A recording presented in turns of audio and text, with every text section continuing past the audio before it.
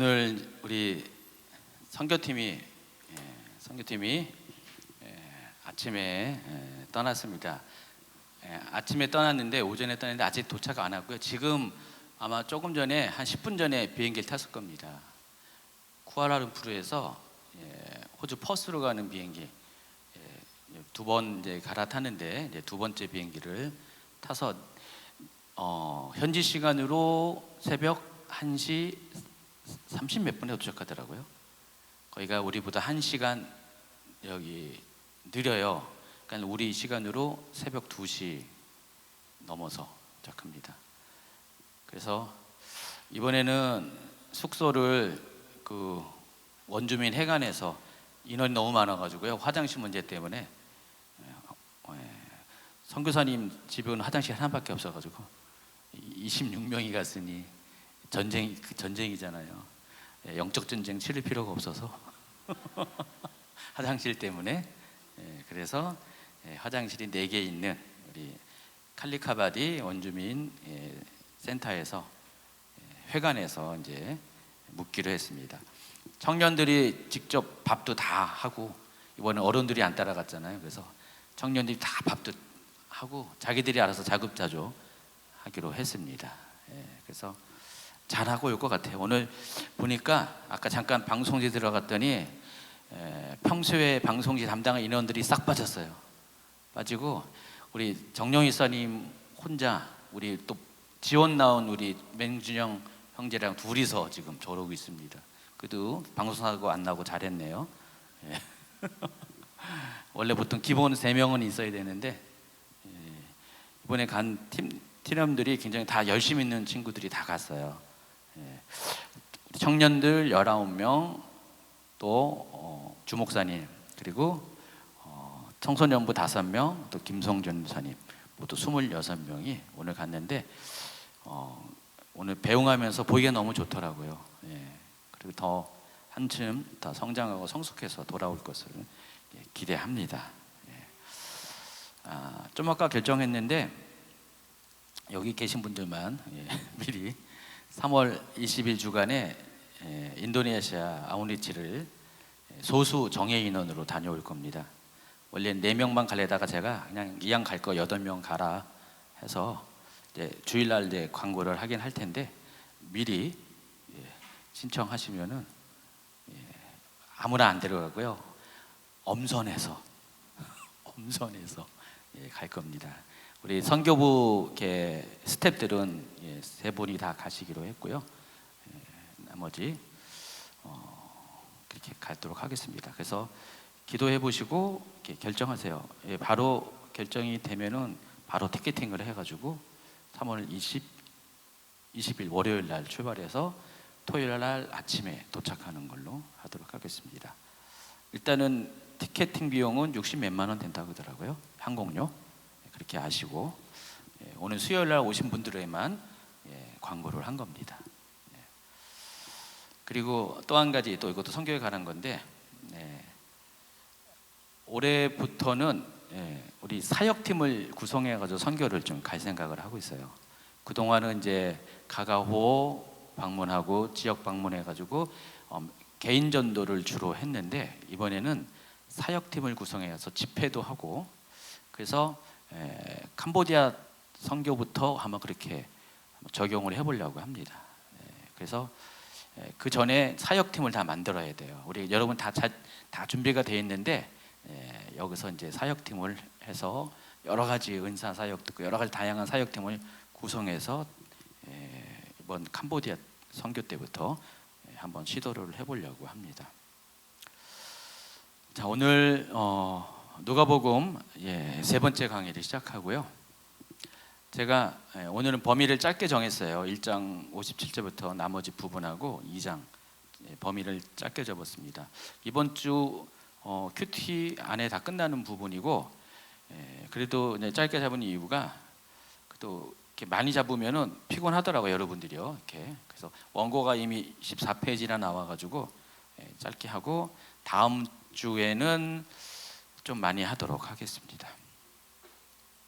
지난 시간에 첫 번째 1장 1절부터 56절을 말씀 강의하면서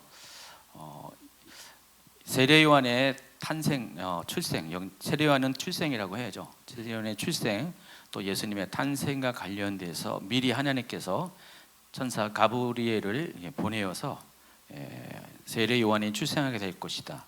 또 예수님이 출생할 될 것이다를 미리 고지했죠.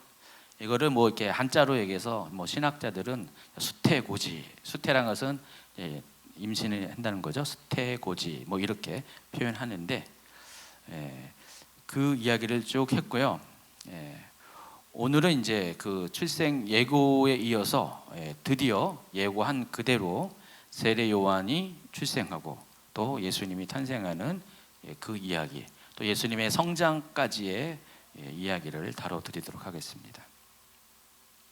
자, 57절, 58절을 읽어주세요. 엘리사벳이 해산할 기한이 차서 아들을 낳으니 이웃과 친족이 주께서 그를 크게 긍휼히 여기심을 듣고 함께 즐거워하더라. 그리고 이제 낳은 지 8일째 되는 날, 여기 보니까 아이를 할례하러 와서, 여러분 이스라엘은 모든 그 남자아이들은 할례 안 할례가 아니라 할례를 반드시 해야 됩니다. 그래서 이스라엘에게 할례가 상당히 중요하죠. 물론 이 할례는 레위기에 보면은 8째 날에는 그 아이의 포피를 뺄 것이요라고 해서 모세의 율법 가운데 기록이 되어 있지만은 이미 창세기 17장에 보면은 하나님께서 아브라함과 이렇게 그 전부터 언약을 쭉 맺으면서 여러 가지 언약을 갱신한 과정 중에서 또 한 가지 추가한 게 할례를 맺음으로써 할례를 한 사람은 하나님의 백성이 되고 할례를 하지 않은 사람은 이스라엘의 혈통이 아브라함의 혈통이라도 할례를 하지 않은 사람은 하나님의 백성이 되지 못한다라는 그런 새로운 언약을 맺었어요. 그게 할례 언약입니다. 이 할례 언약이 창세기 17장에 나오는데 그때 8일 만에 할례를 받을 것을 명령을 하고 있습니다. 그리고 레위기의 모세의 율법은 그 할례에 대한 언약을 율법으로 만든 거예요. 이미 이제 크게 하나님이 아브라함과 이스라엘 조상 아브라함과 약속을 했죠. 그 약속을 이제 본격적으로 이제 민족을 이루고 나니까 아브라함은 한 개인이고요. 개인에게까지 무슨 율법이 필요한 시대는 아니었기 때문에 그냥 약속으로 하나님과의 언약으로 이렇게 맺은 건데 이게 민족과의 관계 안에서는 율법으로 그게 발전이 되어서 이제는 율법을 지키냐 안 지키냐가 너무 중요한 거잖아요. 그래서 율법을 지키는 의미에서 할례를 반드시 행할 것을 명령을 합니다. 그래서 이 할례는 혈통적 이스라엘과 영적인 이스라엘을 구분하는 아주 중요한 어떤 기준이 됩니다. 그래서 아무리 좀 전에 얘기한 것처럼 혈통으로 이스라엘 백성이라도 할례를 하지 않으면은 이스라엘 백성으로 하나님은 취급하지 않는다는 겁니다. 반대로 이방인 중에서도 할례를 하는 사람은 하나님이 하나님의 백성으로 취급을 한다는 것입니다. 실제로 이스라엘 역사 가운데 이런 일들이 종종 있었고요. 근데 이게 율법 이전에 있었다는 것입니다. 율법 이전에 그와 같은 일들이 있습니다. 자, 그것을 쫓아서 지금 그 세례 요한이 출생하자마자 8일째 되는 그날, 율법에 정한 그날, 제일 먼저 한 것이 아이를 할례를 하게 됩니다. 그때 사람들은 할례 의식과 함께 아이의 이름을 짓고자 하는데 사람들은 아버지의 이름을 따라서 사가랴라 하고자 하더니 이제 59절 후반부에. 근데 보통 여러분 자녀들 이름은 누가 짓죠? 가족들이 보통을 짓죠. 그래서 부모님이 짓거나 또 옛날에는 할아버지 할머니가 좀 지은 경향이 있죠. 근데 여기 장면을 보면은 부모님이 이름을 짓기 전에 사람들이 와가지고, 여기 사람들 중에는 친척과 이웃이 다 포함된 겁니다. 사가랴와 아주 가까운 이웃 공동체, 또 혈연 공동체 사람들이 와서 부모님의 부모님의 이름을 짓는 시도도 하기 전에 사람들이 와가지고 남의 집 아들 이름을 사가랴라고 지라고 지금 얘기를 하고 있습니다. 근데 유대 사회에서는 이런 것이 일반적인 것이랍니다. 물론 항상 이와 같은 일은 안 하고, 일반적으로는 부모가 아이의 이름을 짓지만은 이와 같이 특별한 경우에는, 지금 세례 요한이 어떻게 태어났어요? 아이를 못 낳고 있다가 아주 기적적으로 아이가 임신해서 태어난 거잖아요. 그러니까 온 마을이 지금 마치 자기 자녀를 출세한 것처럼 기뻐하는 상황입니다. 그러다 보니까 큰 관심을 가지고 아이 이름을 짓고자 합니다. 그래서 이런 경우는 이웃들과 친척들도 참여가 가능하다는 것입니다. 성경에는 룻기에도 그 이야기가 나와 있는데, 그 룻의 나오미의 며느리죠. 제가 룻의 며느리 이렇게 하려고 했는데, 나오미의 며느리가 룻이 아들을 낳았잖아요. 보아스를 통해서 아들을 낳았는데, 이때 이 아들은 누구의 아들이에요? 룻의 아들입니까? 나오미의 아들이 되잖아요. 그러니까 첫 아들을 나면은 원래 이거 갑자기 생각이 안 나지? 기업 물을 자가 낳은 아들은 그 기업 물을 자의 아들이 아니라 이 가문의 아들이 됩니다. 첫 아들은. 그 두 번째 아들부터는 그 보아스의 아들이 되죠. 그래서 이 첫 번째 아들이 나니까 특별한 의미가 있으니까 동네 아줌마들이 다 와가지고 나오미의 아들의 이름을 지어줍니다. 그게 오벳입니다. 자, 이와 같은 특별한 경우에는 부모가 아이의 이름을 짓지 않아도 가족들이나 친척들이 이름을 지어줍니다. 근데 사람들은 그 아이의 이름을 사가랴라고 짓기를 원했습니다. 자, 그러나 이제 엘리사벳은 사람들이 건면하는 이름에 동의하지 않고 요한이라는 이름을 제시합니다.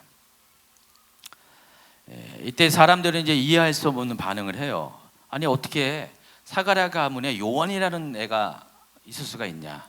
여러분, 이스라엘의 풍습 중에 지금 계속 이스라엘의 간습은 제가 지금 2번, 3번 뭐 새로운 이야기들을 많이 하고 있는데, 이스라엘의 간습 중에 하나는 가령 그 집안에 아주 존경할 만한 조상이 있잖아요.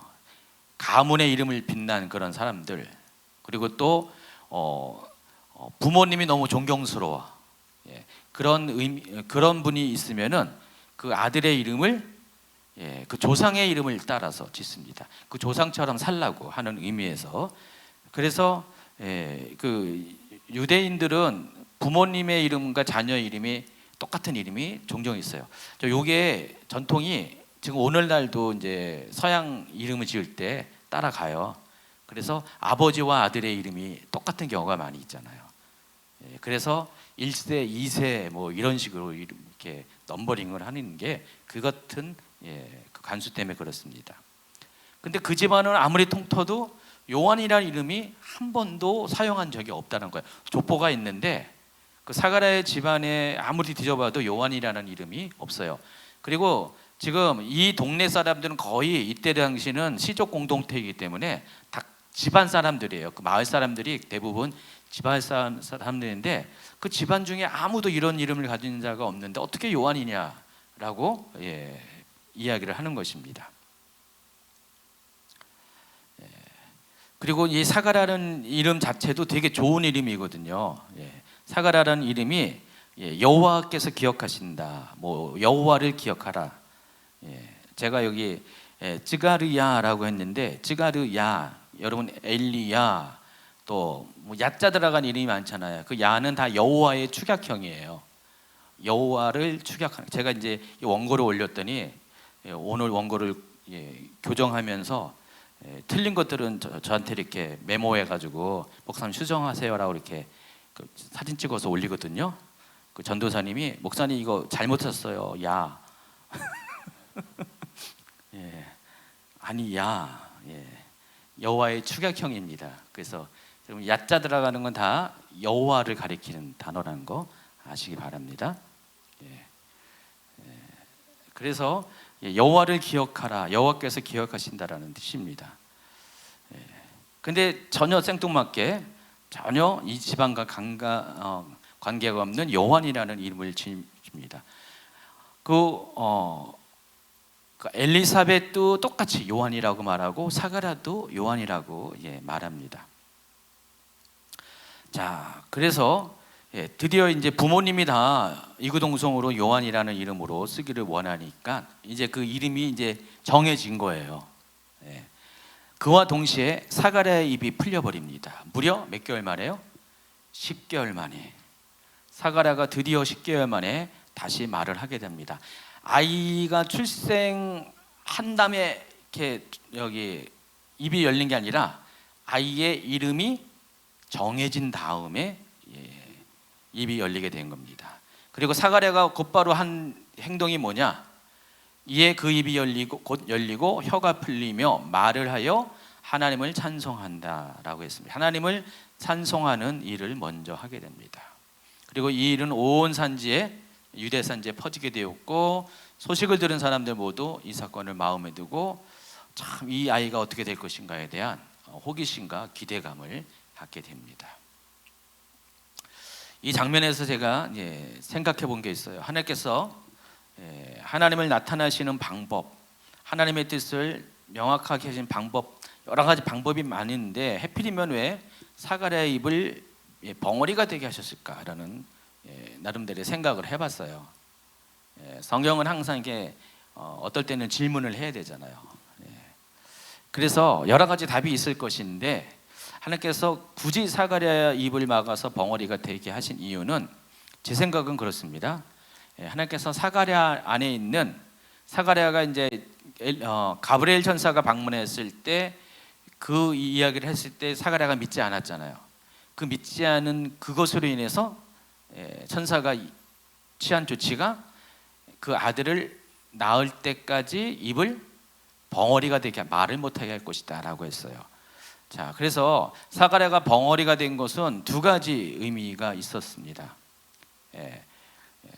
벙어리 자체로 인해서 이 일이 하나님께서 하신 일이라는 것을 체험하게 된 거잖아요. 아주 명확하게. 그러니까 벙어리가 되는 것은 사람이 벙어리에서 말을 한 것도 기적인데 멀쩡한 사람이 어느 순간에 한마디의 말로 벙어리가 된 것도 기적이잖아요. 그래서 이 벙어리가 된 사실 자체가 당사자인 사가랴가 이것을 생각할 때 이것은 하나님의 기적이고요. 비록 말은 못하지만은 하나님의 역사고 그것을 통해서 이와 같이 아들을 주시겠다라는 그 하나님의 약속이 신뢰할 만하고 반드시 이루어진다는 것을 확신시키기 위해서 하나님께서 이 벙어리가 되게 하셨다는 것입니다. 그리고 또 한 가지는 사가랴 안에 있는 불신, 의심을 다스리기 위해서 벙어리가 되게 했다는 것입니다. 사람은요 의심하고 불신하면 어떻게 됩니까? 곧바로 입으로 그 자신의 불신의 마음을 드러냅니다. 그래서 하나님은 사가랴로 하여금 만약에 벙어리가 되지 않았으면 분명히 사가랴는요 천사가 나타나서 말을 했음에도 불구하고 설마 그렇게 될까? 에이 뭐 하나님이 아무리 하나님이라도 우리도 그렇잖아요. 우리가 성경의 역사를 보면서 기적을 보면서 와 하나님은 대단하시다. 근데 자기 앞에 어떤 일이 생길 때 믿습니까? 안 믿습니까? 안 믿어요. 솔직히 얘기해 보세요. 안 믿습니다. 안 믿으면 어떻게 돼요? 그 10개월이라는 이 기간 동안에 믿음의 말을 할 때도 있겠지만은 못할 때도 많이 있어요. 여러분, 하나님의 약속은 언제 이루어집니까? 우리가 끝까지 믿고 신뢰하고 믿음의 고백을 할 때. 하나님이 여러분 뭐 약속하셨어요, 예언하셨어요. 근데 어떤 것은 이루어지고 어떤 것은 안 이루어지잖아요. 근데 원래는 다 이루어지게 돼 있어요. 하나님 말씀하신 거기 때문에. 말씀하신 거 다 이루어지는데 이루어지지 않는 이유는 불신해서 그래요. 불신의 말을 했기 때문에. 그래서 원래는 다 이루어지는 것을 이루어지도록 해야 되기 때문에 하나님 입장에서는 세례 요한이 태어나야 되기 때문에 그래서 사가랴의 입을 봉할 수밖에 없는 거예요. 사가랴가 그 당사자인 사가랴가 불신의 말을 하고 그런 행동을 하면은 하나님의 행하시는 일들이 방해를 받게 되거든요. 그리고 또 한 가지는 사가랴 자체가 그걸 통해서 죄를 짓게 되잖아요. 그래서 하나님은 이런 여러 가지 복합적인 이유를 가지고 여러 가지 방법도 있지만은 사가랴의 입을 봉할 수밖에 없었다는 것입니다. 어쨌든 이 모든 것들은 하나님의 은혜예요. 사가랴 개인적으로 하나님이 행하시는 기적을 체험할 수 있었고 또 불신의 죄를 범하지 않도록 하나님께서 막아주셨기 때문에 그렇습니다. 그리고 또 어머니 뱃속에서 아이가 자라는 10개월 동안 아이만 자란 게 아니라 사가랴도 자랐어요. 사가랴의 믿음도 함께 자라게 됩니다. 여러분 사가랴는 그것을 처음에 못 믿었는데 한 달, 두 달, 석 달, 5달, 6달 쭉쭉 가면서 배가 막 계속 나오는 거예요. 진짜네. 어느 순간에 확신을 갖게 됩니다. 아마 초창기에는 될까 말까 아마 많이 생각이 왔다 갔다 했을 거예요. 밥을 많이 먹었겠지 오늘은 그런 생각도 할 수 있을 거고요. 2배나 먹었네, 더 나왔네. 근데 시간이 갈수록 이게 밥 먹은 배가 아니라는 것을 알게 되었습니다. 그러다 보니까 사가랴도 어느 순간부터 믿음이 자리 잡게 됩니다. 아이가 엄마 뱃속에 착상을 하고 조금씩 형체를 갖게 되는 것처럼 사가랴의 믿음도 똑같이 그렇게 자라게 됐습니다. 아이가 출생할 때 사가랴의 믿음도 완전히 출생을 하게 됩니다. 하나님이 이런 복합적인 과정을 통해서 아이만 출생하게 한 게 아니라 사가랴의 믿음도 출생하게 된다는 것입니다. 그래서는 하나님의 방법이 참 정확한 것 같아요. 하나님이 왜 사가랴의 입을 이렇게 벙어리가 되게 하시는가를 보면서 하나님의 방식이 철저히 우리를 위한 배려이고 사가랴에 대한 하나님의 그런 은혜라는 것을 알게 됩니다. 여러분 신앙생활할 때 이와 같은 일들을 많이 겪게 되잖아요. 하나님이 여러분에게 약속을 하시고 어떤 특별한 약속을 하실 때 어떤 분들은 믿지만은 또 더 많은 분들이 솔직히 못 믿어요. 그냥 도저히 이것은 이루어지지 않을 것이라는 이미 다 생리도 끊어지고 이제는 여인으로서 아이를 임신하는 것이 불가능한 그 아내 엘리사벳에게 아이가 있을 것이다라는 것은 이제 기적이 아니고서는 이루어지지 않는 거잖아요. 근데 대부분 우리가 하나님을 경외해도요 그런 기적을 행하시는 하나님에 대해서는 안 믿거든요. 남의 이야기를 할 때는 조금 부럽기도 하지만 자기 얘기할 때는 안 믿어요. 그래서 하나님은 그와 같은 일반적인 사람들의 생각을 아시기 때문에 이와 같은 방식으로 사가랴의 믿음을 키워주고 그 믿음이 불신으로 표현되지 못하도록 입을 봉하는 초자연적인 역사를 행하셨다는 것입니다. 이어서 이제 사가랴는 앞서 엘리사벳과 마리아의 경우와 같이 성령의 감동하에 예언을 합니다. 그 붙인 사가랴가 성령의 충만함을 받아 예언하여 이르되 68절부터 75절에는 먼저는 그 일을 행하신 하나님에 대한 감사를 고백합니다. 찬송하리로다 주 이스라엘의 하나님이여 그 백성을 돌보사 속량하시며 우리를 위하여 구원의 뿔을 그 종 다윗의 집에 일으키셨으니 이것은 주께서 예로부터 거룩한 선지자의 입으로 말씀하신 바와 같이 우리 원수에게서와 우리를 미워하는 모든 자의 손에서 구원하시는 일이라. 우리 조상을 긍휼히 여기시며 그 거룩한 언약을 기억하셨으니 곧 우리 조상 아브라함에게 하신 맹세라. 우리가 원수의 손에서 건심을 받고 종신토록 주의 앞에서 성결과 의로 두려움이 없이 섬기게 하리라 하셨도다. 10개월 만에 하는 소리가 이렇게, 전에는 불신과 의심의 사람이 이제 10개월 만에 아이가 출생하면서 또 이 아이의 이름이 요한이라는 이름을 지어주면서 말이 고백이 달라지게 됩니다.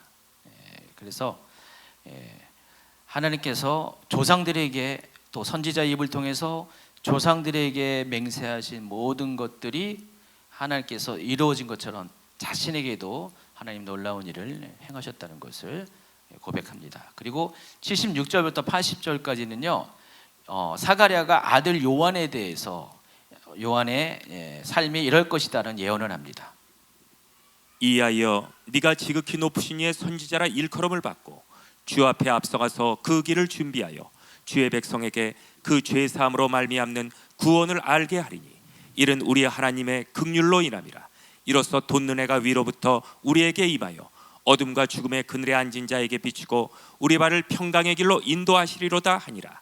아이가 자라며 심령이 강하여지며 이스라엘에게 나타나는 날까지 빈들에 있으니라. 사가랴는 자신의 아들 요한이 세 가지의 사명을 가지고 이 땅에 왔다라는 것을 예언으로 풀어냅니다. 첫 번째는 하나님께서 그를 선지자로 세우실 것이다. 두 번째는 메시아 앞에서 그 길을 예비하는 사명을 하게 될 것이다.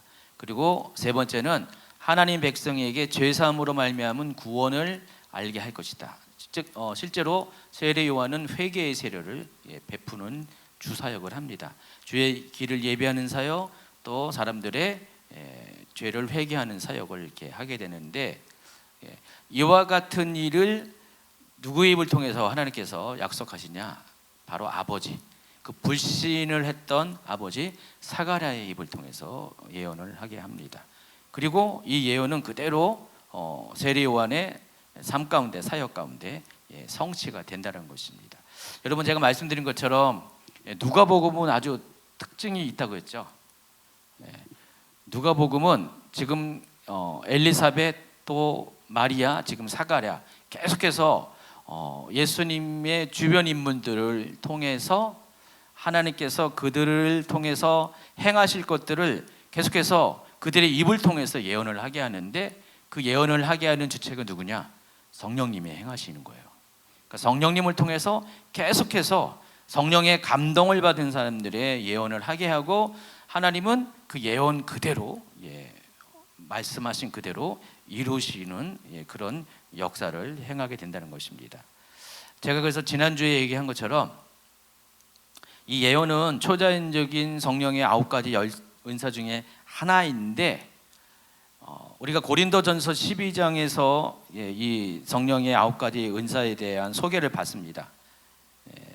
그리고 사도행전 2장부터 성령이 강림하실 때 이런 현상이 나타나는 것으로 알고 있는데, 알고 보면 이미 이런 그 성령의 은사들은 구약 시대에도 이미 있었어요.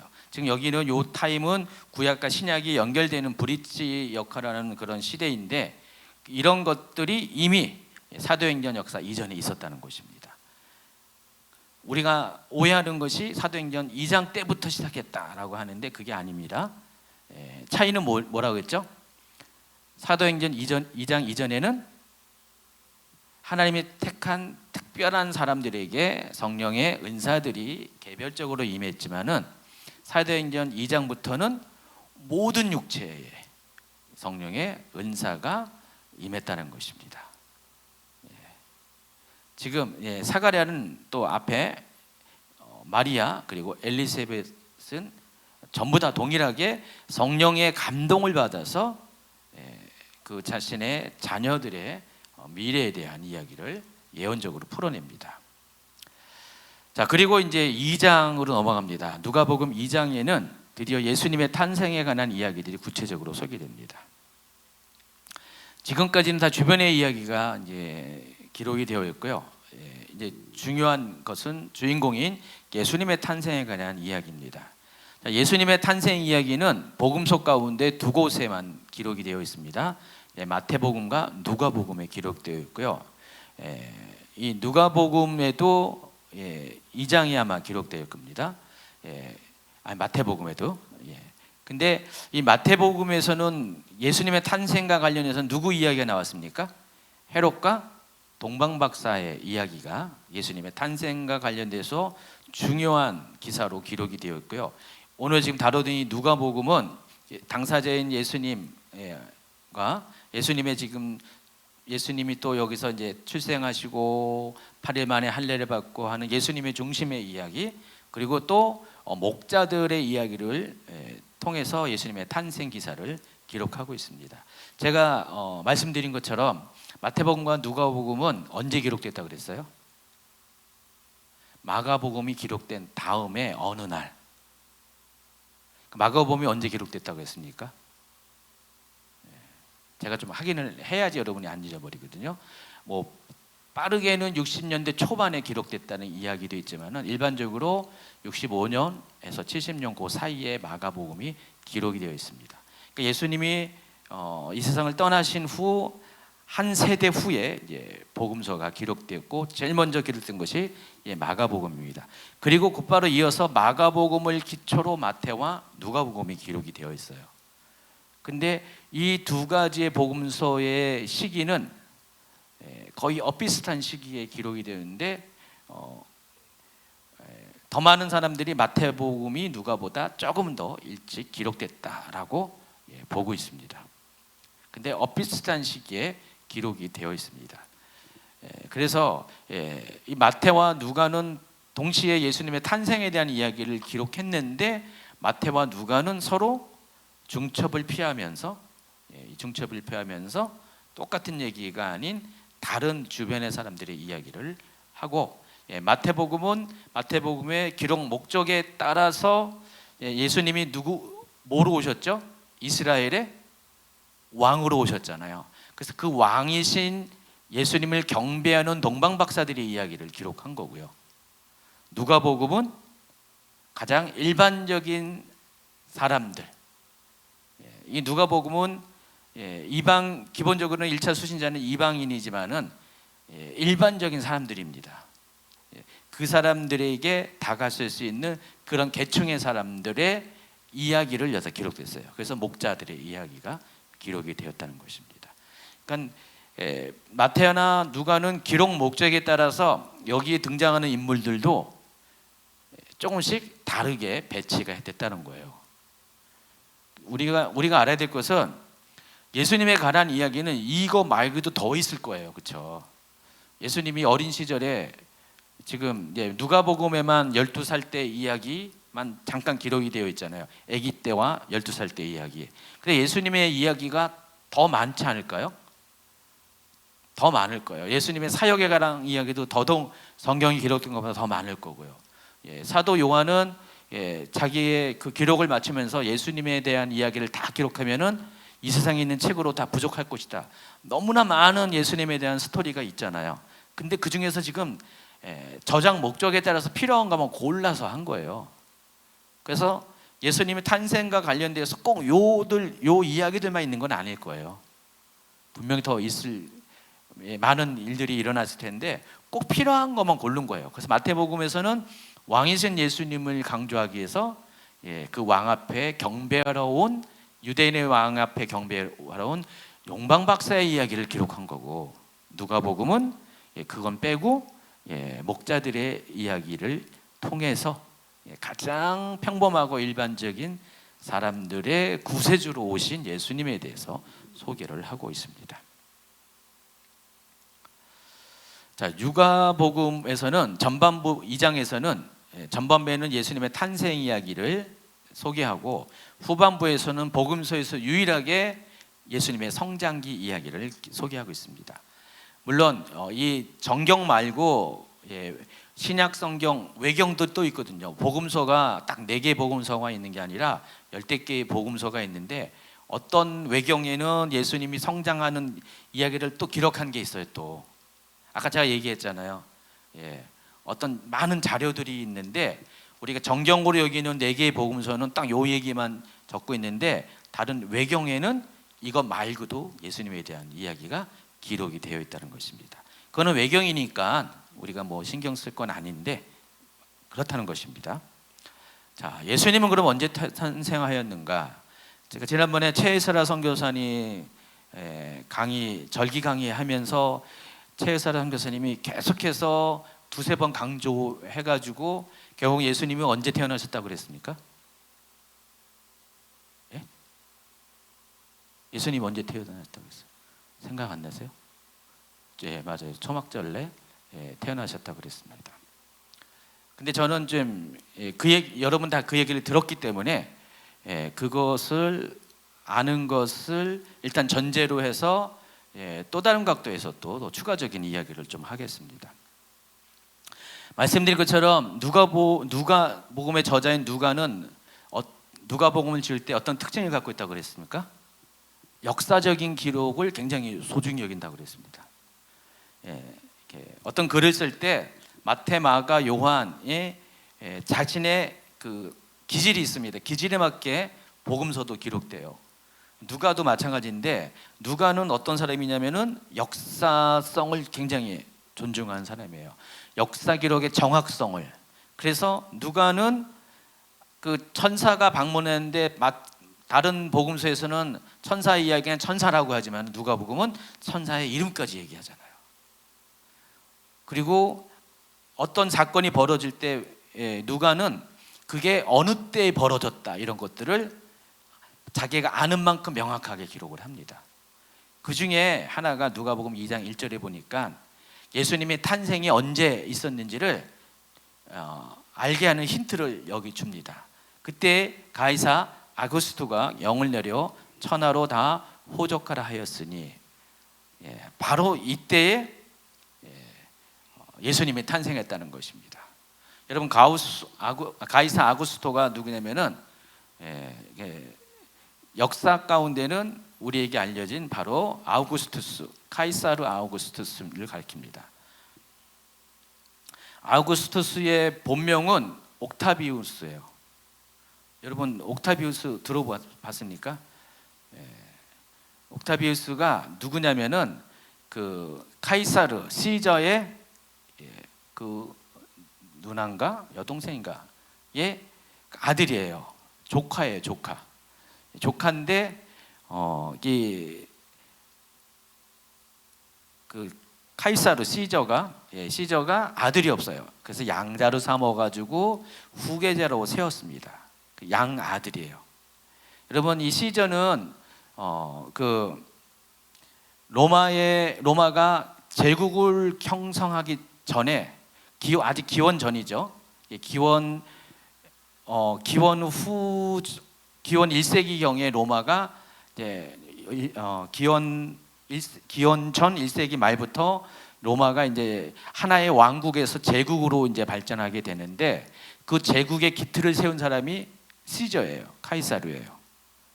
카이사르는 원래 3명의 장군이 원래 로마라는 나라가 특징이 뭐냐면은 공화정이잖아요.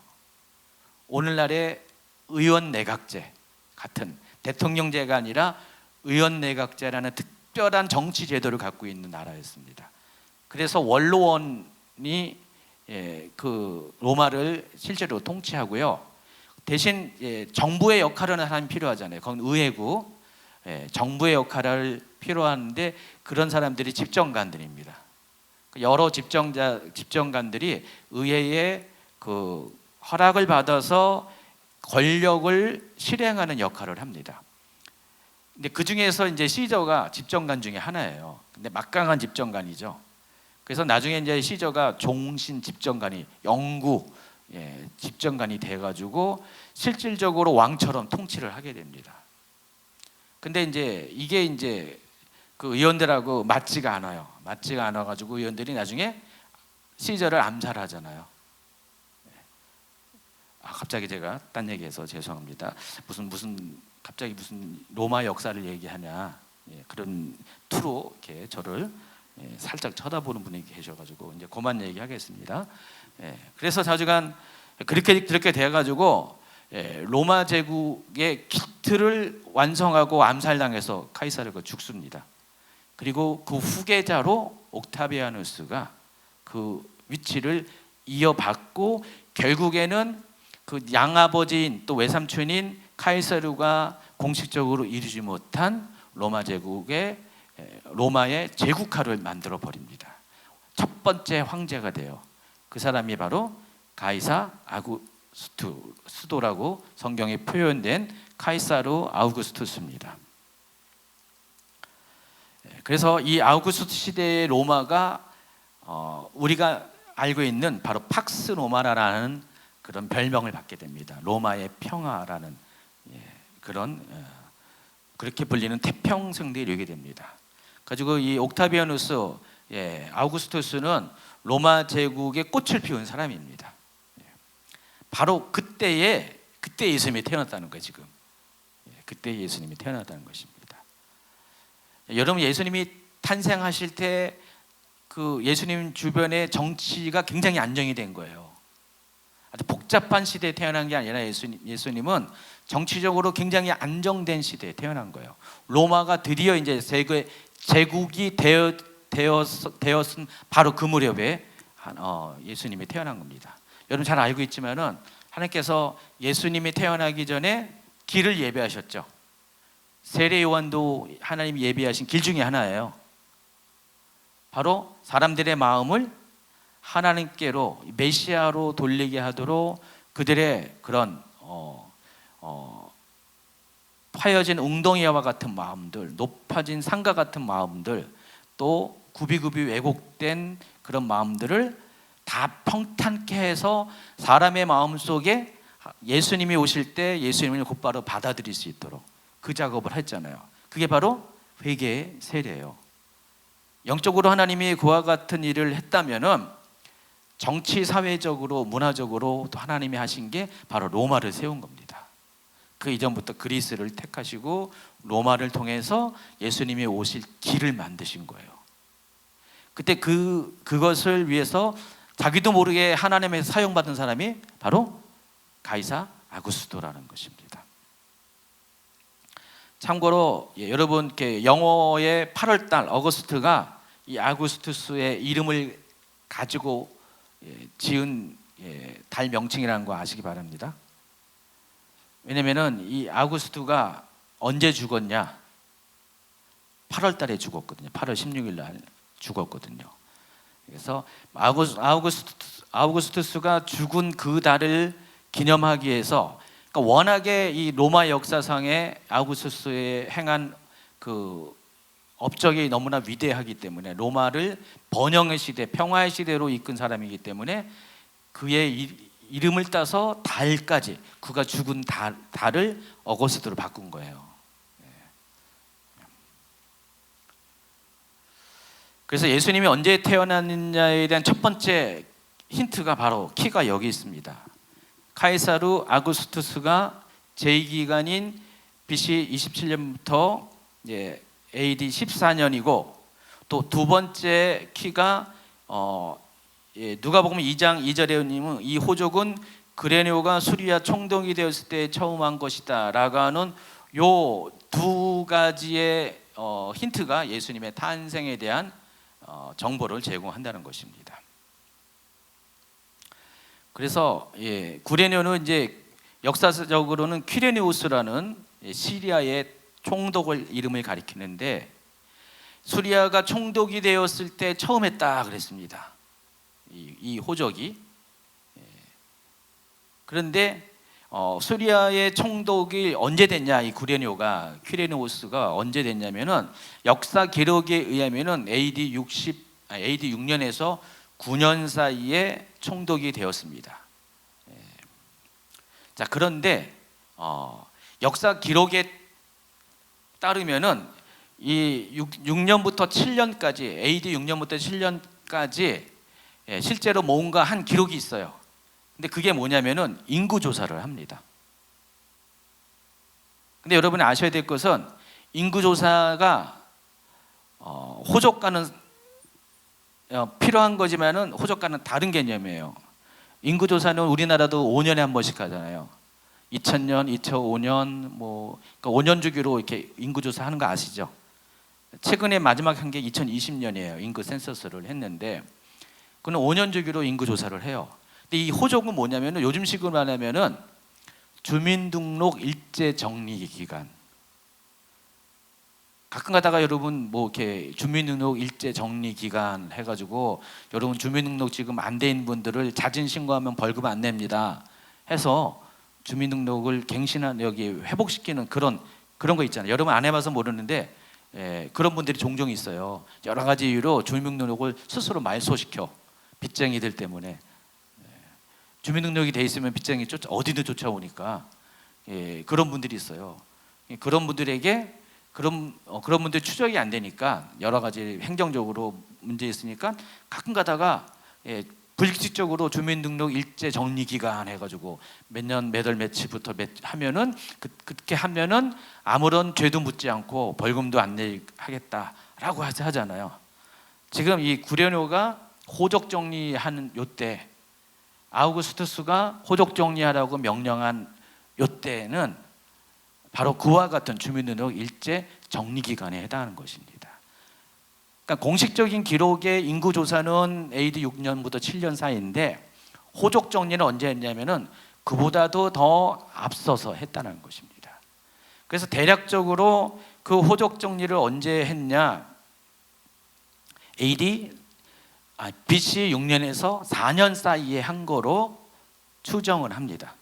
그러니까 AD 6년 7년의 인구 조사는 아주 명확하게 기록에 남아 있는데 호적 정리는 기록에 약간 애매해요. 근데 이런저런 자료를 통해서 추적해 보면은 대략 BC 6년에서 4년 사이에 호적 정리를 한 것으로 봅니다.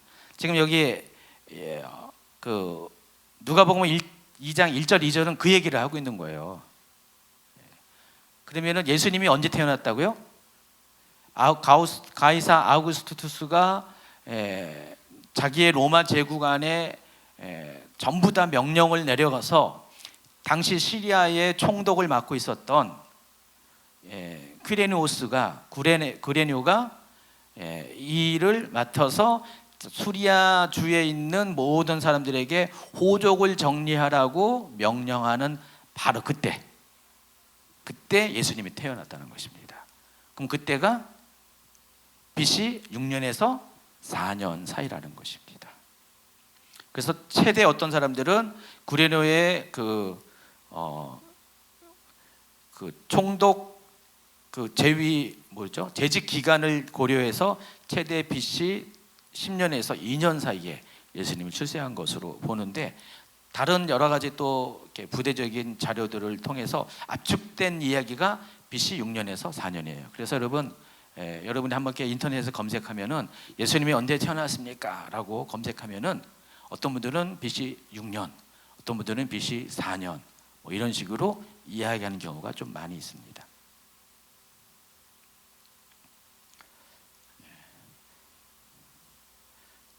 그래서 그것을 이렇게 더 약간 그 정확도를 높이기 위해서는 헤롯 대왕의 정보를 추가하면 돼요. 헤롯이 언제 죽었냐? 여러분이 알고 있는 여러 명의 헤롯 중에서 헤롯 왕조의 헤롯 왕국의 첫 번째 왕인 헤롯 대왕이죠. 헤롯 대왕이 죽은 해가 BC 4년이에요. BC 4년에 헤롯 대왕이 죽었는데 헤롯 대왕이 죽기 전에 이 헤롯 대왕은 마태복음 2장에 남아 있는 그 헤롯 대왕이에요. 동방 박사가 별 보고 와서 예수님의 탄생을 찾아왔을 때 그 예수님의 탄생에 대해서 물었던 그 헤롯이 헤롯 대왕인데 헤롯 대왕이 이제 예수님이 왕으로 온다니까 자기가 왕인데 지금 자기가 왕인데 왕으로 오니까 어떻게 기분 나쁘잖아요. 날 쫓아내고 왕이 되는 거잖아요. 그러니까 그것 때문에 이제 동방 박사에게 살살 구슬려 가지고 어디서 태어나는 거를 알아보고 와라. 나도 왕에게 경배하러 가겠다라고 얘기했다가 원래 보관은 뭐죠? 그 아이를 죽이려고 했었는데 근데 미리 하나님께서 알고 동방 박사들에게 다른 길로 고국으로 돌아가라고 했죠.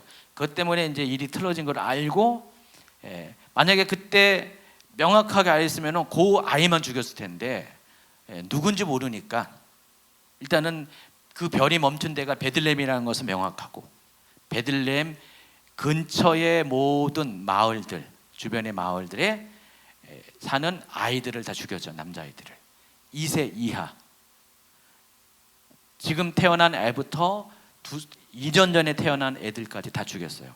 그래서 이걸 근거로 예수님의 탄생이 BC 최대 6년, 그리고 예수님이 태어나자마자 이런 일이 생겼다면은 BC 4년.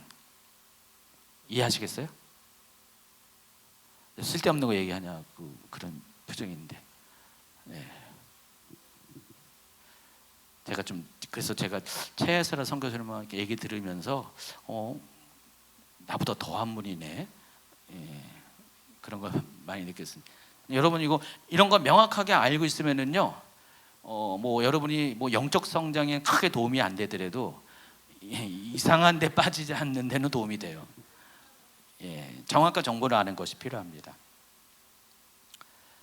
또 이렇게 추측도 할 수가 있어요. 예수님의 탄생 연도를. 지금 여기 누가복음에 마침 이 이야기를 하니까 제가 이 이야기 하는 거예요. 지금 굳이 뭐 할 이야기가 없어서 하는 게 아니라 지금 예수님의 탄생에 관한 이야기가 지금 누가복음 2장에 나오니까 그것에 관계해서 본문이 그러니까 이 이야기 하는 겁니다.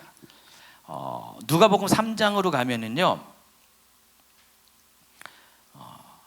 세례 요한이 활동을 시작한 때가 나와 있어요. 디베료가 황제가 되어서 통치한 지 15째 되는 해. 이 디베료는 누구냐면은 역사상에는 티베리우스라는 이름입니다. 티베리우스라는 이름이 지금 갈릴리 호수의 도시의 이름으로 남아 있습니다. 근데 이 티베리우스가 누구냐면은 카이사르 아우구스투스의 또 양아들이에요. 여기도 아들이 없어가지고 양아들을 세워서 이 옥타비아누스 아우구스투스가 양아들을 몇 명을 뒀는데, 그래서 그 중에서 살아남은 유력한 아들 중에 하나가 이 티베리우스거든요. 이 티베리우스를 두 번째 왕으로 세웁니다. 로마 제국 제2대 왕이에요. 티베리우스입니다. 이 티베리우스가 언제부터 로마 제국의 황제가 됐냐? AD 14년부터 27년. 이거 이상하네. 뭐가 숫자가 잘못됐어요. 뭐가 잘못됐어? 자주간 요 앞에 게 뭐가 잘못됐어요? 자주간 이렇게 이때 됐는데 통치한 지 15째 해에 대해, 그러니까 AD 14년은 맞아요. 요 27년이 요거 뭐가 잘못됐어요. AD 14년에 통치를 시작했어요. 왜냐면은 요때 옥타비아누스가 죽었거든요. 죽었기 때문에 이때 통치를 시작했는데 15째 되는 해가 AD 29년이에요. 그래서 AD 29년에 본디오 빌라도가 유대 총독이 되었고, 또 헤롯의 아들 헤롯 안티파스가 갈릴리의 분봉왕, 그 동생 헤롯 빌립이 그 갈릴리 동편의 분봉왕, 그리고 여기 그 루사니아는 정확하게 누군지는 잘 이렇게 밝혀지지 않고요. 그리고 또 원래 헤롯 아켈레오가 유대의 분봉왕을 세워진 10년 만에 잘렸거든요. 실각을 해가지고 다시 총독 제도가 유대 지역으로 바뀝니다. 그리고 당시에 또 대제사장이 누구냐? 안나스 가야바다. 여러분 대제사장은 한 명이잖아요. 근데 왜 두 명의 대제사장을 얘기하냐? 이렇게 요즘식으로 하면 교단에 총회장이 있고 증경총회장이 있잖아요. 그와 같은 개념이에요. 대제사장은 임기제예요. 원래는 대제사장은 원래 성경의 그 율법에 의하면 어떻게 해요? 대제사장이 전임 제사장이 죽어야지 후임 제사장이 생기는데, 요 시대는 대제사장이 정치적인 이슈에 의해서 로마 제국의 승인하에 임명이 된 시대였거든요. 그러니까 돈 주고 막 샀었어요, 대제사장을. 이미 로마 제국 이전에 누구죠?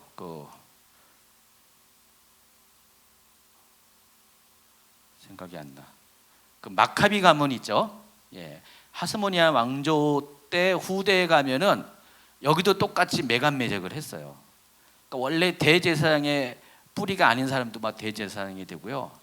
왕도 대제사장이 되고 막 그런 시기가 있었어요. 그러니까 그 하스모니아 왕조 때부터 이런 것들이 막 족보가 막 이렇게 막 섞이면서 예수님 당시에는요, 이 대제사장들이 전인 대제사장이 죽고 나서 하는 게 아니라 누구든지 권력을 잡으려면은 앞에 대제사장을 사임하게 하고 후임으로 갈 수가 있었어요. 자, 근데 당시 예수님 당시에 대제사장은 누구냐? 가야바였습니다. 예수님 여기 돌아가실 때. 근데 안나스는 가야바의 전임이었고요. 누군지 아세요? 가야바의 장인이었습니다. 그래서 성경에 보면은, 복음서에 보면은 대제사장들 복수로 나올 때가 많이 있잖아요. 이런 이유 때문에 그렇게 합니다. 제가 너무 친절해서 뭐 여러분이 굳이 원하지 않는 정보까지 알려주는데 알고 있으라는 겁니다. 어쨌든 티베리우스는 선임 황제 아우구스투스가 죽은 AD 14년 8월 16일 날 아우구스투스가 죽었는데 이때 주기를 했고요. 그리고 나서 15년 뒤인 AD 29년 8월에 이때 세례 요한이 본격적으로 예수님이 공생애를 시작하듯이 공생애 사역을 시작합니다. 세례 요한은 성경을 잘 보면은요, 아까 세례 요한에 대한 이야기를 쭉 하고 맨 밑에 세례 요한에 대해서 어떻게 마무리 짓냐면은 누가복음 1장 80절에 보니까 아이가 자라며 심령이 강하여지며 이스라엘에게 나타나는 날까지 빈들에 있느니라 그랬어요. 이 말이 의미하는 게 뭐냐면은 세례 요한은 어느 정도 시기가 되면서, 어느 정도 시기는 정확하게 나와 있지 않지만은 어느 정도 성장한 후에는 어디로 갔냐면은 SNF파들이 공동체를 이루고 있는 아마 쿰난과 같은 사회 지역에 수도원 같은 역할하는 거기에 갔습니다. 하나님께서 이 지금 누가복음 3장에서 본격적으로 이제 세례 요한의 공생활 시작이 되기 전까지 세례 요한을 거기에 머무르게 했습니다. 그리고 거기에 머무르게 있다가 3장 1절에 드디어 이제 예수님이 이제 등장할 시기가 되었을 때 세례 요한이 일을 하기 시작한 거예요. 이해하시겠어요? 그리고 또 한 가지 힌트가 누가복음 3장 23절에 보니까 예수께서 가르치심을 시작할 때의 나이가 나와 있어요. 30세 즈음이더라 그랬어요. 그러니까 30세는 확실해요. 근데 30세가 되는 그 초기인지 후기인지는 잘 몰라요. 그러니까 1월 달인지 12월 달인지 모르지만은 그건 정확하게 모르지만은 30세 되는 그때 예수님이 공생을 시작했어요.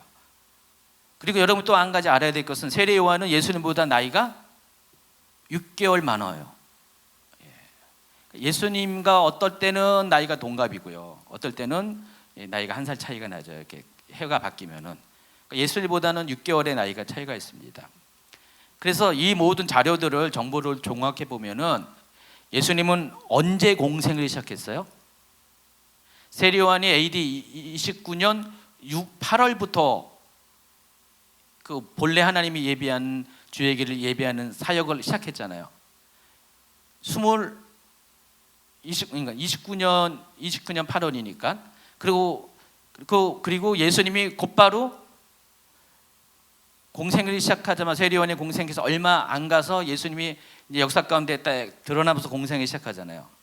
그리고 두 사람의 그 나이 차이가 6개월이잖아요. 그럼 예수님은 언제 일을 시작하신 거예요? 30세 연도가 언제죠? 최소한 AD 30년부터 공생을 시작했어요.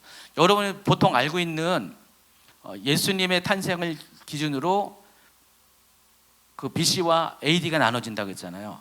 근데 이 기준에 따르면은 어떻게 돼요? 그게 맞아요. 이해하시겠어요? AD 29년 8월 이후부터 세례 요한이 사역을 시작했고요. 그리고 예수님은 그보다 6개월이 뒤지니까 예수님이 나이가 30세가 되는 해가 AD 30년이 되잖아요. 예, 그래요.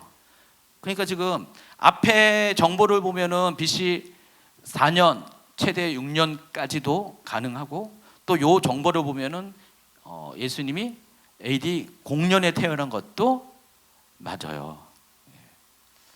그래서 이런 것들을 기본적으로 좀 여러분이 한번 생각을 해보세요.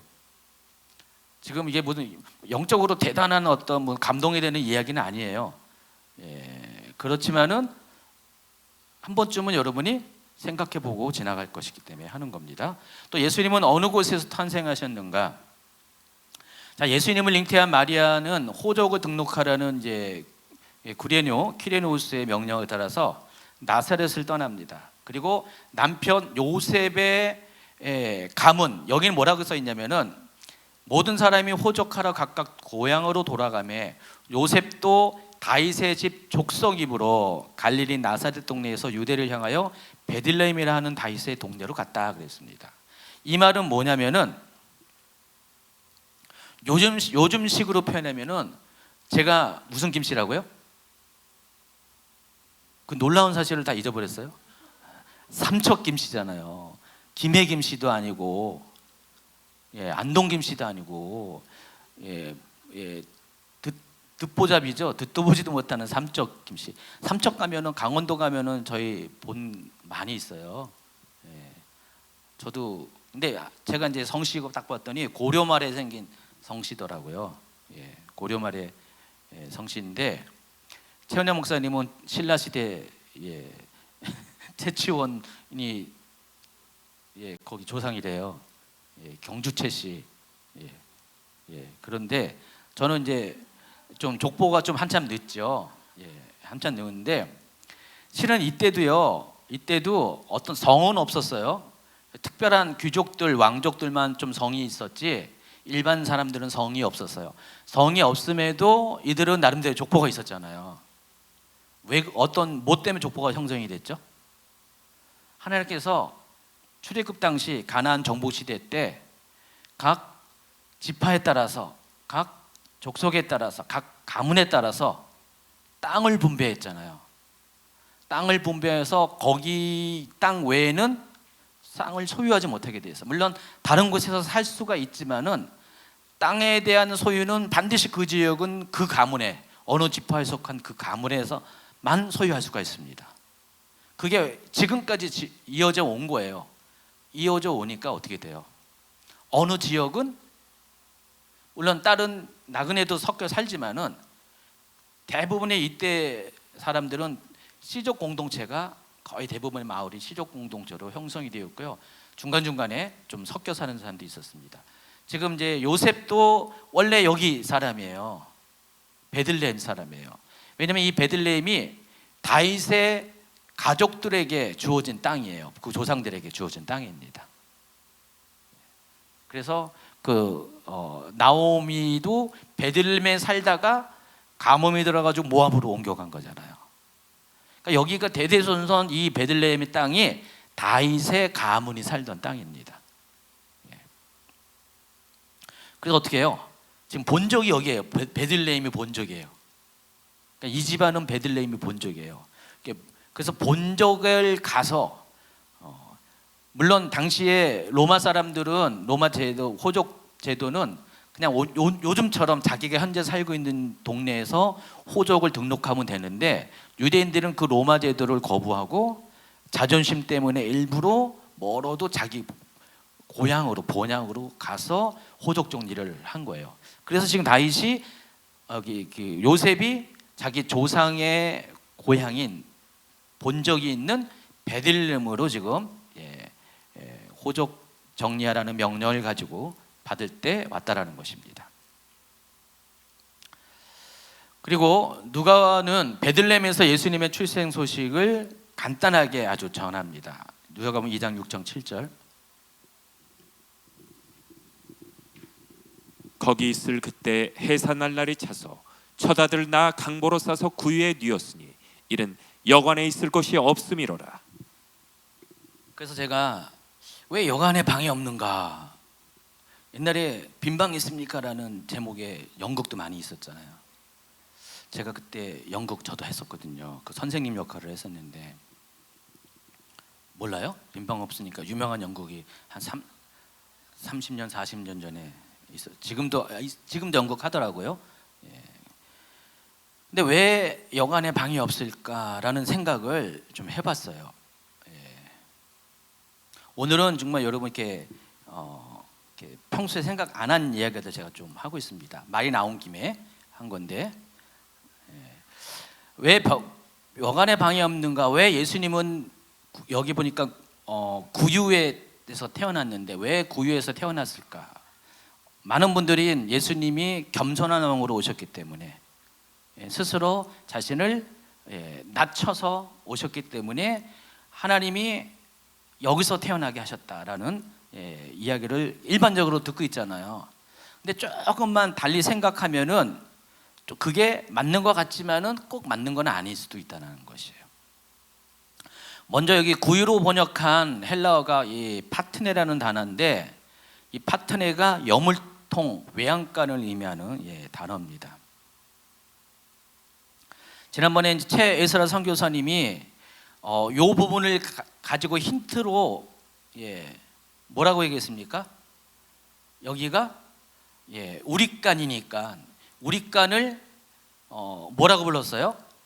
창세기 보면은 이제 그 야곱이 메소포타미아 지역에서 다시 자기 고향으로 돌아오면서 그 팔레스타인 지역으로 들어올 때 첫 번째로 머물렀던 곳이 어디라고 했습니까? 숫곳. 숫곳. 이 숫곳이 우리간, 외양간을 의미하는 거거든요. 이때 여기서 이제 야곱이 집을 짓고 살았어요. 집을 짓고 살았는데 여러분이 야곱이 이스라엘이 보통 여기 목양 뭐라 그러죠? 유목 민족이라고 하는데 근데 실은 유목 민족이 아니에요. 이스라엘은 원래 집 짓고 사는 민족이에요. 집 짓고 사는 민족입니다. 그 얘기는 또 하면 안 되고 지금 시간이 없어서 그렇게 알고 있어요. 지금 여기 그 얘기 나와서 그런 거예요. 숫곳에 성경에 보면은 집을 짓고 살아요. 숫곳에다 집을 그냥 텐트 사는 게 아니라 집을 짓고 삽니다. 나중에 얘기할게요. 언젠가는 얘기하게 될 겁니다. 근데 이 숫곳을 이야기하시면서 이 숫곳이 또 초막절을 의미하는 단어잖아요. 제가 얘기하는 건 최애설아 선교사님 얘기예요. 그래서 이것을 다른 또 초막절과 관련된 힌트와 연관지어서 예수님은 결국은 이 외양간을 어떻게 이분을 해석하냐 요걸 가지고 예수님은 초막절에 숫곳에 머물렀다. 바깥에다가 지어놓은 임시로 지은 막사에 머물렀다. 그 얘기를 하셨잖아요. 여러분 그때 들으셨잖아요. 그것도 참 여러분 생각 안 해본 생각이죠, 이야기죠. 근데 저는 또 다른 얘기를 또 해보려고 합니다. 어떤 사람은 이렇게도 해석해요. 요셉은 자기 고향인 이 베들레헴에 왔어요. 그럼 어떻게 해요? 굳이 여간에 묵을 필요가 없죠. 고향에 왔는데 그리고 지금 호적하러 왔잖아요. 지금 무슨 절기 지키러 온 게 아니잖아요. 잘 생각해 보세요. 절기 지키러 온 게 아니라 절기 지키려면은 예루살렘으로 가야 되잖아요. 그럼 온갖 그 지역에 있는 사람들이 예루살렘은 다 모이잖아요. 그러면 다 고향이 다른 사람들이 예루살렘에 오는 거죠. 근데 지금 여기는 뭐예요? 호적하러 왔기 때문에 자기 고향으로 가는 거잖아요. 그러면 우리 이강수 장로님이 이제 고향이 지금 대구에 어디라고 했죠?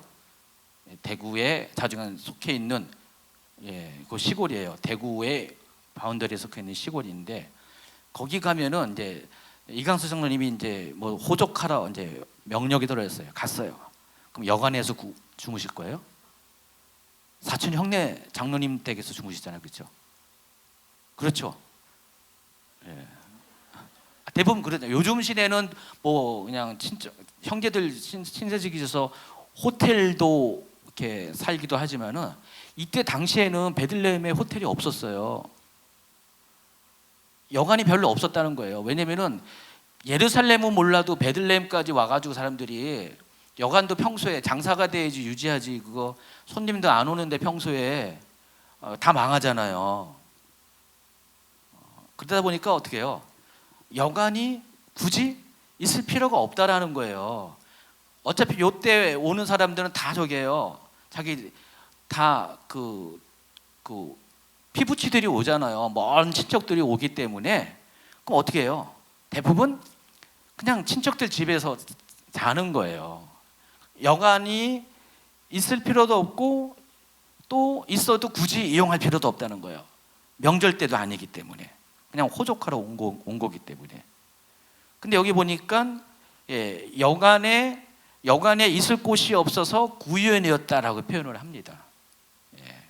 근데 이 여관이라고 이렇게 번역한 히브리 여기 헬라어 이 카탈루마라는 단어가 딱 두 군데서만 사용했어요. 신약 성경에. 바로 이곳하고요. 마가복음 14장 14절에 카탈루마 단어가 한 번 더 사용했는데 어떻게 되었냐면 어디든지 그가 들어가는 그 집주인에게 이르되 선생님의 말씀이 내가 내 제자들과 함께 유월절 음식을 먹을 나의 객실이 어디 있느냐 하시더라. 여기도 마치 여관 방을 의미하는 단어를 썼는데 실은 예수님이 어디서 마지막 최후의 만찬을 했죠? 마가의 다락방에서 했어요. 마가의 다락방.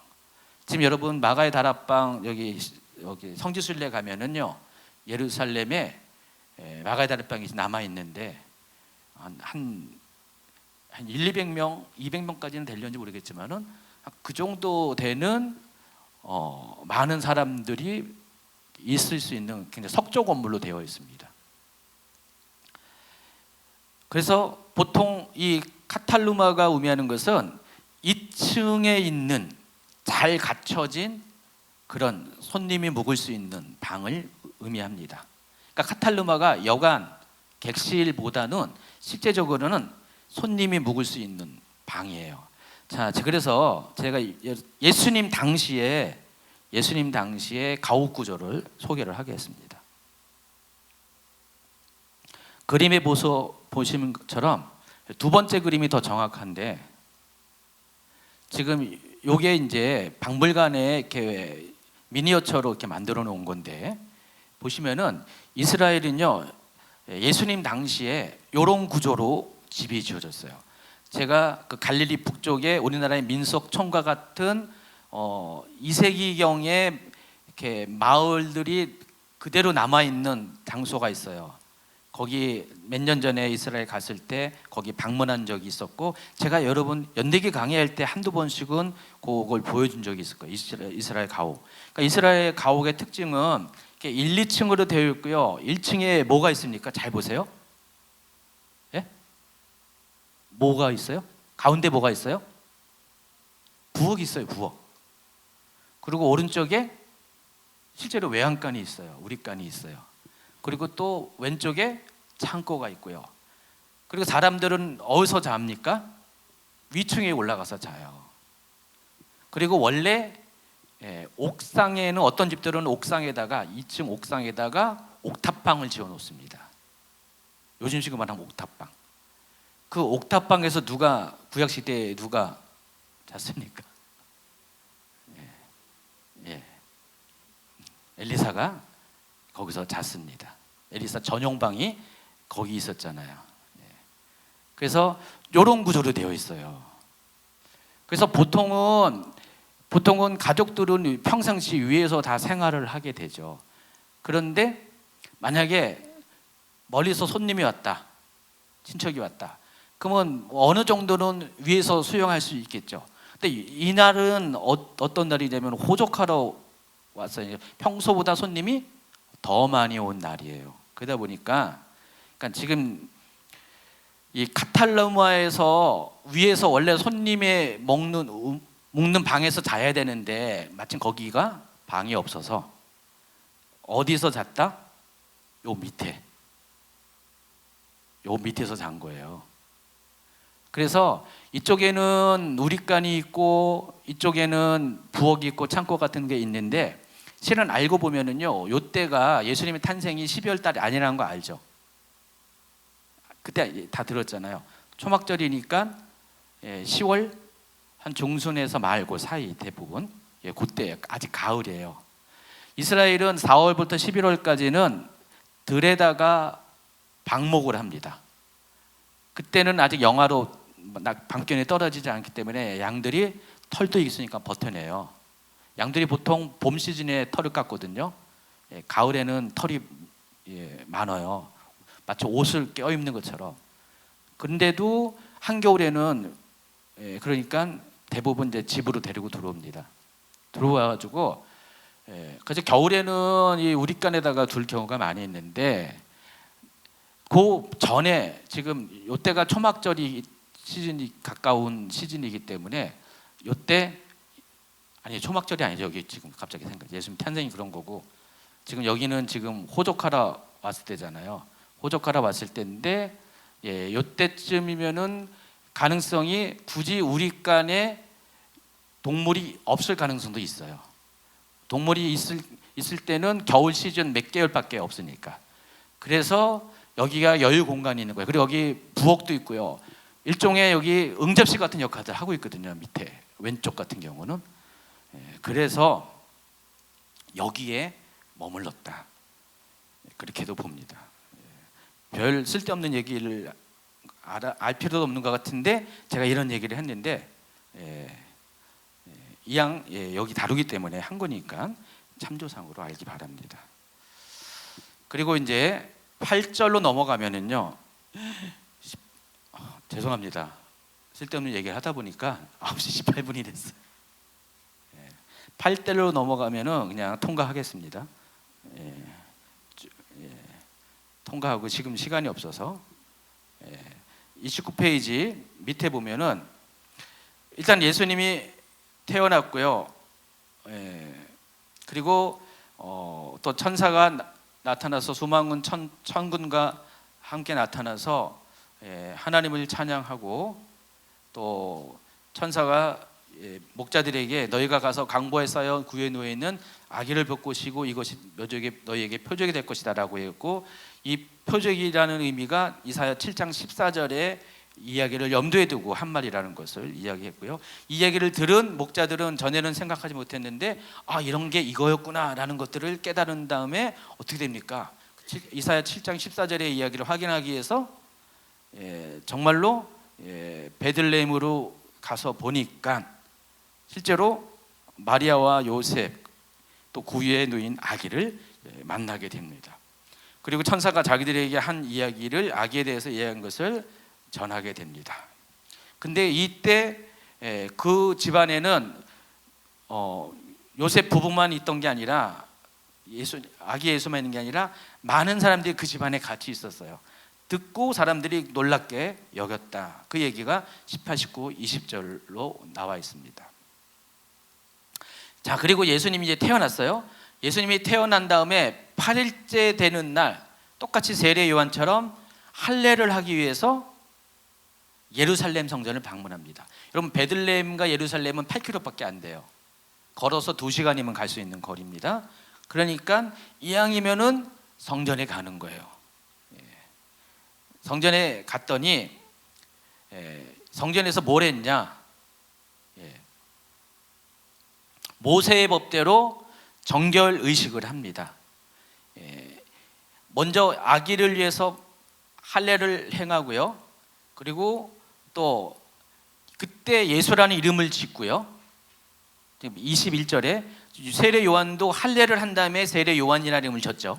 예수님도 보면은 태어나자마자 이름을 명명한 게 아니라 할례를 받은 다음에 비로소 이스라엘 민족이 공식적으로 된 다음에 이름을 지어주는 겁니다. 그런 다음에 모세의 법대로 정결례를 했는데 이 정결례는 아이를 위한 것인 동시에 실제로는 아이의 산모를 위한 정결례입니다. 아이를 낳은 산모, 마리아를 위한 산모예요.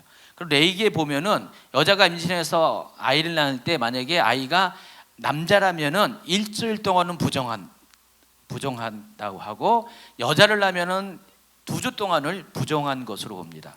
그리고 일주일이 지나고 14일이 지나면 그 다음 날 뭘 하냐? 이제는 부정하지 않다라는 것을 세상 사람들에게 다 알리기 위해서 정결 의식을 합니다. 지금 그 얘기를 하고 있는 거예요. 그 정결 의식을 할 때 그때 제물을 드리는데, 여기 보니까 레위기에 보니까 1년 된 어린 양을 가지고 번제를 드리고, 또 집비둘기 새끼나 산비둘기를 가지고 속죄제를 드리라고 했습니다. 그런데 만약에 돈이 없다, 양을 살 돈이 없다, 그러면 어떻게 되냐? 양이 살 돈이 없으면은 그냥 돈 없는 사람은 번제물도 집비둘기 새끼 2마리를 가지고 하나는 번제물 하나는 속죄제물로 삼으라. 그러니까 양의 값어치와 그때 비둘기의 값어치는 거의 10분의 1, 10배 정도 돼요. 그러니까 돈 없는 사람들은 비둘기로 하라는 것입니다. 근데 여기 보니까 예수님의 부모님이 뭐로 했어요? 산비둘기 한 싹이나 혹은 어린 집비둘기 둘로 제사하려 했다. 양을 쓸 수가 없어요. 그래서 지금 예수님의 부모님이 엄청 가난한 사람이라는 것을 알 수가 있습니다. 실제로 예수님 부모님이 살던 그 나사렛은요, 예수님 당시에 250명밖에 안 살아요. 지금 7만 5천 명이 사는데 아주 그냥 꼴짝이 아주 시골 동네예요. 가난한 동네였습니다. 그리고 나서 이제 그 모든 의식을 행한 다음에 예루살렘에서 2사람을 만납니다. 시므온과 안나를 만납니다. 시므온을 가리켜서 25절에 뭐라 그랬습니까? 읽어주세요. 예루살렘에 시므온이라는 사람이 있으니 이 사람은 의롭고 경건하여 이스라엘의 위로를 기다리는 자라. 성령이 그 위에 계시더라. 계속 읽어주세요. 그가 주의 그리스도를 보기 전에는 죽지 아니하리라는 성령의 지시를 받았더니 성령의 감동으로 성전에 들어가매 마침 부모가 율법의 관례대로 행하고자 하여 그 아기 예수를 데리고 오는지라. 여기 보면 시므온은 다 의롭고 경건하고 또 이스라엘의 위로 메시아를 기다리는 사람이었고요. 그리고 중요한 것은 성령이 그 위에 계신다고 했습니다. 성령의 지시를 받았고 성령의 감동을 쫓아서 지금 아기 예수가 자기가 기다렸던 그 이스라엘의 위로가 되는 메시아가 성전에 들어왔다는 것을 알고 예수님을 만나기 위해서 이곳에 왔다라는 것입니다. 그리고 마침내 아기 예수님을 만난 후에 시므온은 28절부터 35절까지의 그런 예언적 찬송을 하게 됩니다. 통과하고요. 이번에는 아셀 지파 바누엘의 딸 여선지자 안나를 만납니다. 안나는 나이가 엄청 많았다고 그랬습니다. 가부가 되고 84세가 되었다 그랬습니다. 이 사람의 특징은 성전을 떠나지 않고 주야로 금식하면서 기도했던 경건한 사람이었습니다. 이때 이 안나도 예수님을 만나게 됩니다. 그래서 잘 보시면은 시므온과 안나 다 동시에 어떤 사람입니까? 특징이 있어요. 경건하고 또 메시아를 평생 동안 기다렸던 그런 사람이라는 것입니다. 누가 예수님을 만납니까? 어느 날 나이가 많다고 예수님을 만나는 게 아니라 이렇게 오랫동안 하나님을 기대하고 바라는 사람들. 여러분, 잠시 제가 뭐 이렇게 얘기를 하고 싶어도 시간이 너무 지나서 쓸데없는 얘기를 안 하고요. 넘어가겠습니다. 3번 예수님의 어린 시절. 이 일이 있은 후에 예수님의 부모님은 율법에 정한 모든 일을 마친 후 아까 얘기했던 할례를 하고 또 이름을 짓고 그리고 산모의 정결례를 행한 후에 이게 동시에 이루어졌습니다. 8일째 되는 날 동시에 이루어졌고 이것을 따라서 주의 율법에 따라 이 세 가지를 마친 다음에 본 동네인 나사렛으로 돌아가게 됩니다.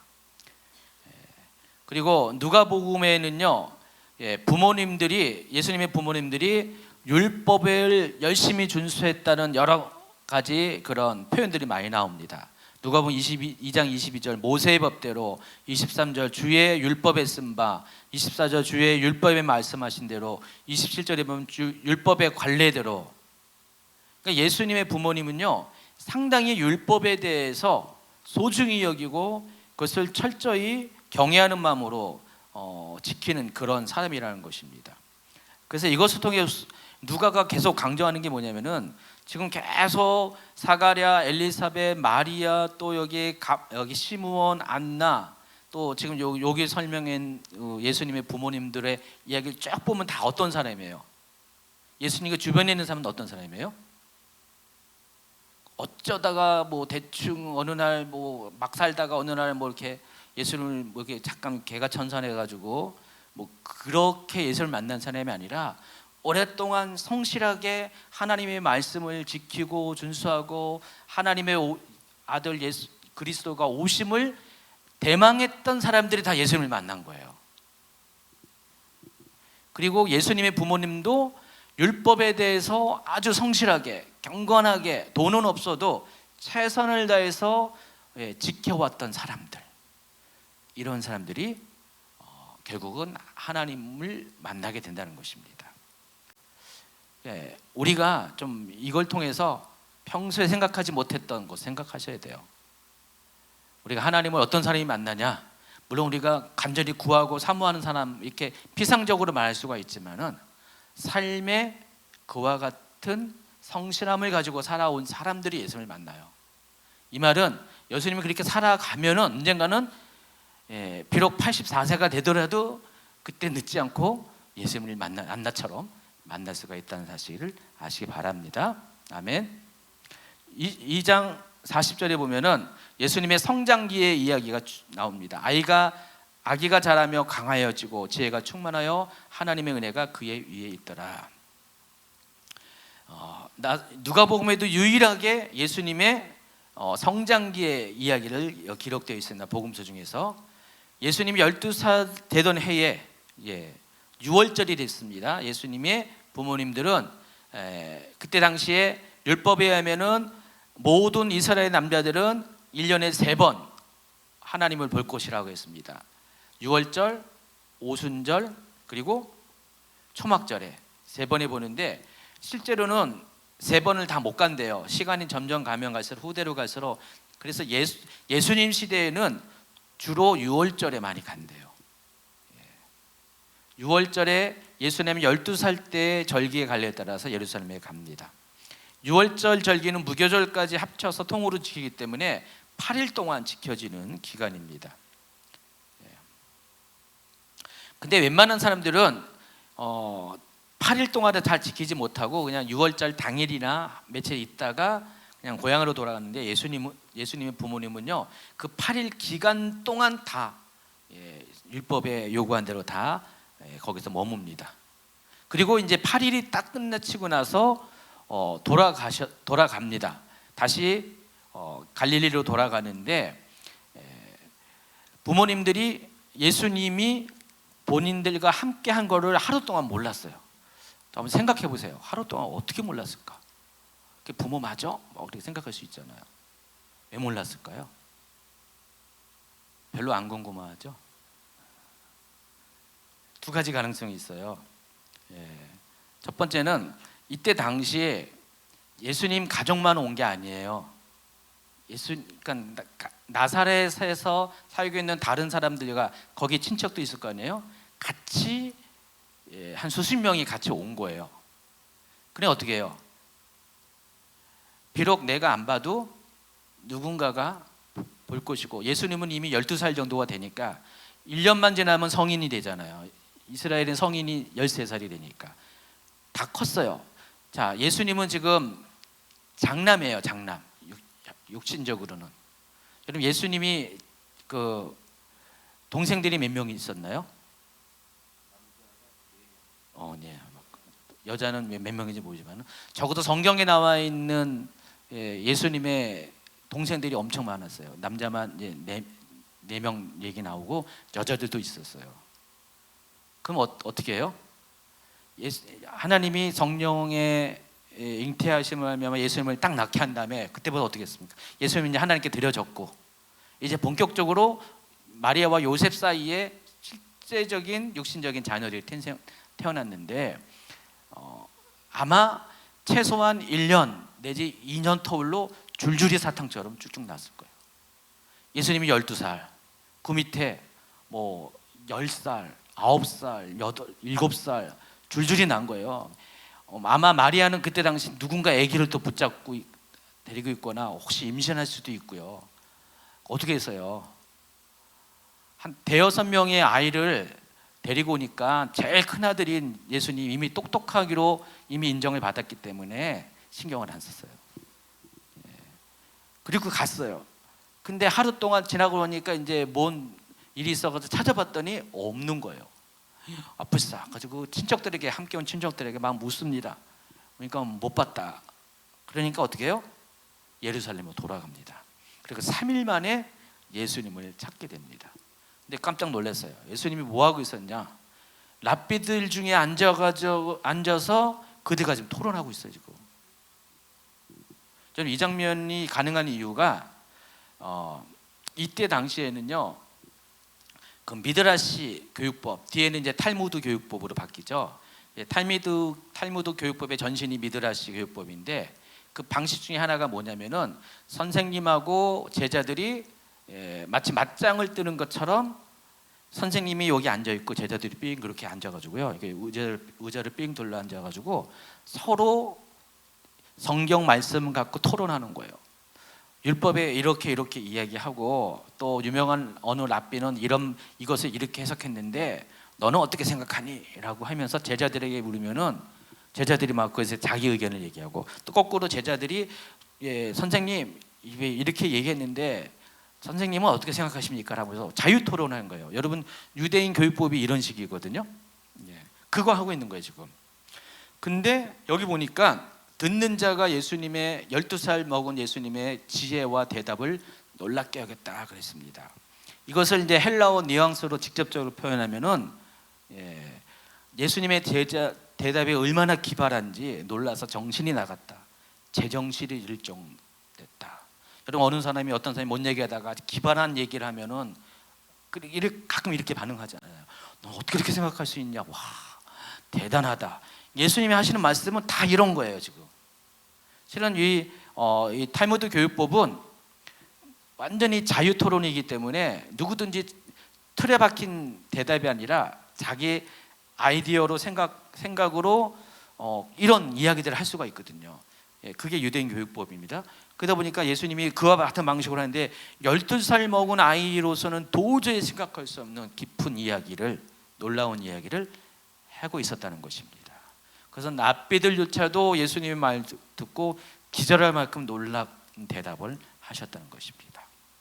여러분 예수님이 후일 본격적인 공생에 살겠을 때 사람들이 똑같이 표현하잖아요. 예수님이 이 말씀하신 것을 기이 여겼다 많이 표현하죠. 똑같아요. 예수님이 하신 말씀 보면은 어떻게 저런 말씀할 수가 있지? 기가 막히다. 그런 얘기가 예수님의 대답은 거의 대부분 그런 거예요. 그러니까 사람들이 똑같이 반응했는데 이게 언제부터 시작했냐? 이미 12살 때부터. 누가복음 4장 17, 18, 19절에 보면 예수님이 공생에 나가기 전에 예수님께서 성령을 받으시고 성령을 받으셔서 기름 부음을 받고 예수님께서 본격적으로 사역을 하잖아요. 그러니까 우리가 보통 알기로는 예수님이 완벽한 인간이신 예수님이 평범하게 살다가 기름 부음을 받고 예수님의 그런 사역을 한다고 알고 있잖아요. 맞아요. 근데 그것은 우리가 알고 있는 능력과 관련된 그런 권능과 관련된 그 부분이고 예수님은 이미 어릴 때부터 이미 하나님이 주신 성령이 주신 지혜와 명철을 다 갖고 있었던 거예요. 그러니까 이미 12살 나이부터 후일날 공생의 사역을 할 때 사람들을 놀랍게 할 정도로 아주 그런 정말 사람들이 일반 사람들은 생각할 수 없는 대답들을 하시는 그런 분이었다는 것입니다.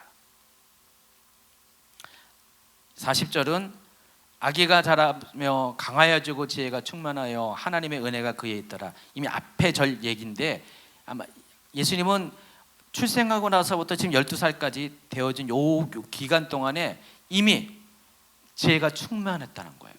그래서 어린애가 아니었어요. 예수님은요.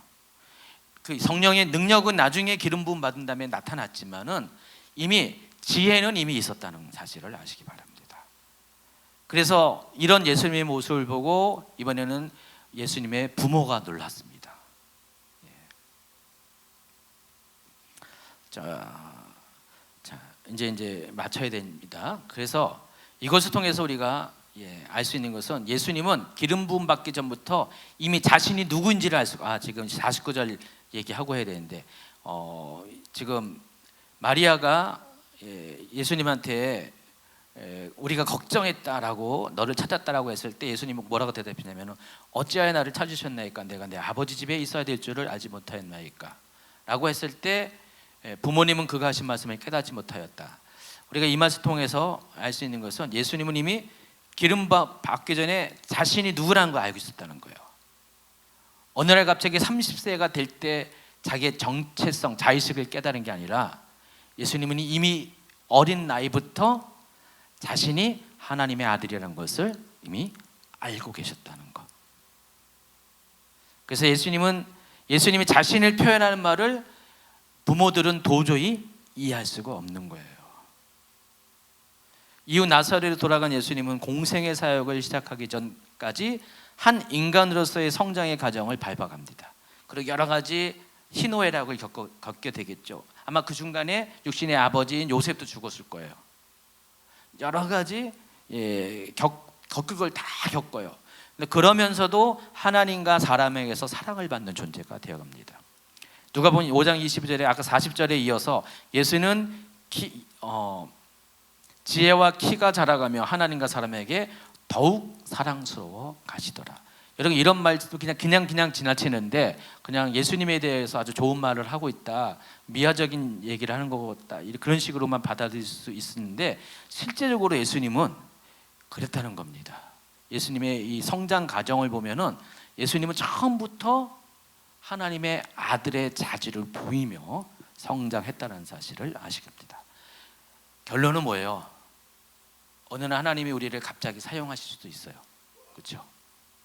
죄인된 우리를 의인되게 만드시고 뭐 깡패였던 사람을 목사가 되게 하고 다 가능해요. 하나님은. 그런데 하나님은 준비된 사람, 어릴 때부터 신실하고 경건하게 하나님 말씀을 경외하는 삶을 살았던 사람들, 지금 누가복음 2장에 나온 사람들은 다 그런 사람들이에요. 하나님은 그런 사람들을 사용하신다는 사실을 아시기 바랍니다. 가끔은 전격적으로 변화시켜 사용하지만 이왕이면은 어릴 적부터 정말 모든 면에서 준비된 사람을 사용하신다는 사실을 아시기 바랍니다. 여러분 아직 늦지 않았습니다. 아직 84세가 안 됐기 때문에 지금부터 성전에서 계속해서 주야로 금식하면서 기도하시기 바랍니다. 그럼 84세가 되면 여러분도 어느 날 안나처럼 사용하실 수도 있습니다. 우리 여러분도 그렇고 여러분의 자녀들도 모두 그렇게 되길 바랍니다. 이번에 이제 호주 선교관 우리 그런 젊은 세대 제일 어린 친구가 15살인가요? 15살부터 지금 20대 중후반까지 쭉 갔는데 대단한 거죠, 그렇죠, 여러분? 이 아이들이 계속해서 그렇게 자라가면은 언젠가는 정말 세례 요한처럼, 어느 누구는 세례 요한처럼, 어느는 예수님처럼, 또 어느 누구는 또 시므온과 안나처럼, 요셉과 마리아처럼 사용하시게 될 것입니다. 정결함과 신실함으로 준비된 자만이 세상을 구원할 수가 있습니다.